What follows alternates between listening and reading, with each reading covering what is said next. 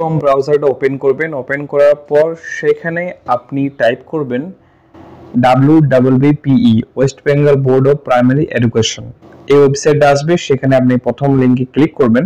Click করার পর আপনার সামনে এই ধরনের একটা ইন্টারফেস আসছে। সেখানে এই ওয়েবসাইটের মাধ্যমে আপনার কিন্তু অনলাইন অ্যাপ্লিকেশনটা সম্পন্ন করা হবে। এখানে আছে ইম্পর্টেন্ট লিঙ্ক আপনি দেখতে পাচ্ছেন, ক্লিক করবেন। ক্লিক করার পর প্রথমে যেটা আছে online application for admission to 2-year DLED course regular mode 24-26 সেশনের জন্য যে লিঙ্কটা আছে সেই লিঙ্কে আপনি সরাসরি ক্লিক করে অ্যাপ্লিকেশন করতে পারেন। এছাড়া আপনি নোটিশ লিঙ্কে ক্লিক করে যাবতীয় গাইডলাইন এই অনলাইন অ্যাপ্লিকেশন সম্বন্ধীয় ব্যাপারে আপনি জানতে পারবেন। এছাড়া নিত্য নতুন আপডেট আপনি নোটিশ অপশনে গিয়ে পেতে পারেন। তো নোটিশ অপশনে গিয়ে আপনি এই ধরনের সমস্ত কিছু পেয়ে যাচ্ছি। আমাদের এই ভিডিওটা শুধু আজকে অ্যাপ্লিকেশন দেখানোর জন্য। তো অ্যাপ্লিকেশনে ক্লিক করলাম। ক্লিক করার পর এই ধরনের একটা ইন্টারফেস এলো। সেখানে আপনার লেখা আছে এক্সট্রা কোনো স্পেস দিবেন না। আপনার যেমন নাম আছে, প্রথমে নামটি আপনি টাইপ করবেন। নামটি টাইপ করার পরে জাস্ট একটা স্পেস দিয়ে আপনি টাইটেলটা লিখবেন, যেভাবে আপনি নর্মালি লিখেন, বাস এখানে এই মানেটাই বলতে চাইছে। এরপর আপনার আছে ফাদার্স নেম, আপনার বাবার নাম লিখবেন। তারপরে আপনার মায়ের নাম, গার্জিয়ান যে আছে আপনার বাবা অথবা মা, তার নামটা আপনি এখানে লিখবেন। লেখার পর আপনাকে জেন্ডার সিলেক্ট করতে হবে। জেন্ডারটা আপনি সিলেক্ট করবেন, মেল বা ফিমেল, যে মেল সিলেক্ট করবেন যেটা আছে আপনার মেল ফিমেল। তারপরে আপনি ডেট অফ বার্থ সিলেক্ট করবেন। দেখুন ডেট অফ বার্থ সিলেক্ট করার পর এখানে আপনি একটা ক্যালেন্ডার অপশন পেয়ে যাচ্ছেন। সেই ক্যালেন্ডার অপশনে গিয়ে আপনি করতে পারেন, অথবা সরাসরি আপনি ডেট অফ বার্থ যা আছে সেটা মাধ্যমিকের অ্যাডমিট কার্ড অনুযায়ী কিন্তু সব ফিল আপ করবেন। এরপর কাস্ট কি যে আছে, general, SC ST OBC, handicap যেটা আছে আপনার, সেটা আপনি কিন্তু কাস্ট জেনারেল ক্যাটাগরিতে আপনি সিলেক্ট করবেন। ক্যাটাগরি সিলেক্ট করার পর আপনার মেল আইডি দেবেন। এখানে আপনাদের দেখানোর জন্য যে কোনো একটা আমি মেল আইডি লিখে দিচ্ছি, কিন্তু আপনার যেটা সঠিক সেটা আপনি লিখবেন। এরপর আছে মোবাইল নাম্বার। মোবাইল নাম্বারটা আপনি পুট করবেন এবং হোয়াটসঅ্যাপ নাম্বারটা অবশ্যই আপনাকে মেনশন করতে হবে। এরপর আধার নাম্বার দেবেন। তারপর আপনি আপনার যেটা ধর্ম সেই ধর্ম আপনি সিলেক্ট করবেন, রিলিজিয়নটা সিলেক্ট করবেন, রিলিজিয়ন। তারপরে আছে আপনি এক্স সার্ভিসম্যান বা ইন সার্ভিস বা নান যা আছে আপনার, নান মানে এক্স সার্ভিসম্যান নন, তো নান করবেন, ঠিক আছে। পার্মানেন্ট অ্যাড্রেস আপনার স্থায়ী ঠিকানা যেখানে, সেখানে স্টেট সিলেক্ট করবেন, ডিস্ট্রিক্ট, পিনকোড সিলেক্ট করবে এবং পোস্টাল অ্যাড্রেস, অর্থাৎ এখানে কিন্তু আপনি সম্পূর্ণ ঠিকানা লিখবেন, ভিলেজ, পোস্ট, পিন, PS সমস্ত কিছু A to Z কিন্তু আপনি লিখে দেবেন, কারণ এটা একটা ভাইটাল জিনিস। তারপর আছে একাডেমিক ইনফরমেশন অর্থাৎ HS, অথবা আপনি যদি ভোকেশনাল নিয়ে পড়েছেন, কোথা থেকে পড়েছেন সেই ইনস্টিটিউট নেম, প্রতিষ্ঠানের নাম বা স্কুলের নামটা আপনি এখানে লিখবেন।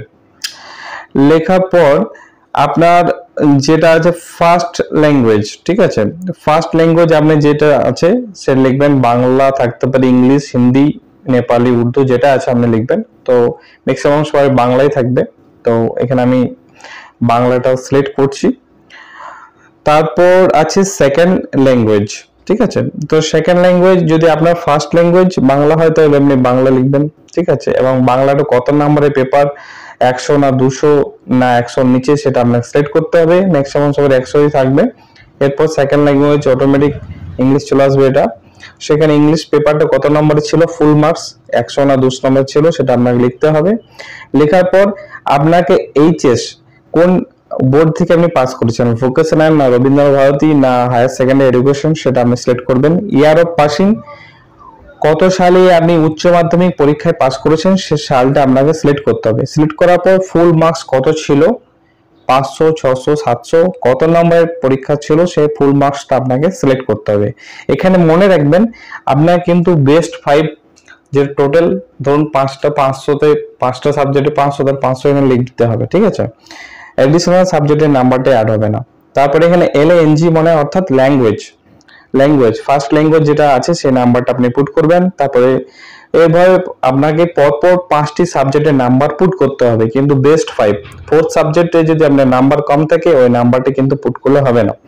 তারপরে আপনার পাশে টোটালস কত নাম্বার পেয়েছেন সেটা দেখাচ্ছে, তারপর আপনার পার্সেন্টেজটা পাশে আপনার শো করছে। এরপর যেটা পাবেন না হায়ার কোয়ালিফিকেশন অর্থাৎ আপনার যে উচ্চ শিক্ষা কিছু থাকে, উচ্চ শিক্ষাগত যোগ্যতা কিছু থাকে, সেটা আপনি লিখতে পারেন। এমএ বা গ্রাজুয়েশন বা পিএইচডি যেটা থাকবে আপনি সেটা এখানে লিখতে পারবেন, না লিখলেও কোনো অসুবিধা হবে না। এরপর আছে অ্যাপ্লাই অন কলেজ, যে অপশনটা, আপনি কোন ডিস্ট্রিক্টে ডিএড কলেজে অ্যাডমিশন নিতে চাইছেন সেই ডিস্ট্রিক্টটা সিলেক্ট করতে হবে। গভর্নমেন্ট না প্রাইভেট না সেলফ ফাইন্যান্স সেটা আপনাকে সিলেক্ট করতে হবে। এরপর আপনাকে সিলেক্ট ইনস্টিটিউট যে অপশনটা আছে, সেই প্রপার ওই ডিস্ট্রিক্টের কোন ইনস্টিটিউটে আপনি অ্যাডমিশন নিতে চাইছেন বা অ্যাপ্লিকেশন করতে চাইছেন সেটা আপনাকে সিলেক্ট করতে হবে।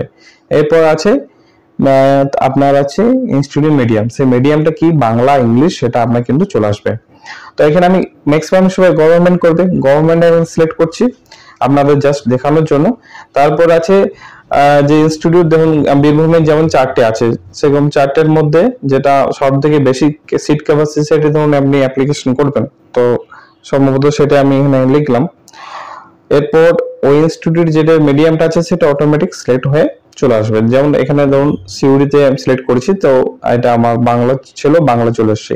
এরপর হচ্ছে আপলোড ডকুমেন্ট আপলোডের জিনিসগুলো, এখানে সমস্ত ডকুমেন্টস কিন্তু জেপিজি ফরম্যাটে আপলোড করতে হবে, এটা একটু খেয়াল রাখবেন। আর অরিজিনাল আপনি পারলে অরিজিনালটা অবশ্যই স্ক্যান করে আপলোড করবে। আর যদি অরিজিনাল ইনকেস আপনার কোনো সার্টিফিকেট না থাকে সেক্ষেত্রে আপনি জেরক্স ফটোকপি সেলফ অ্যাটেস্টেড করো আপনি স্ক্যান করতে পারেন।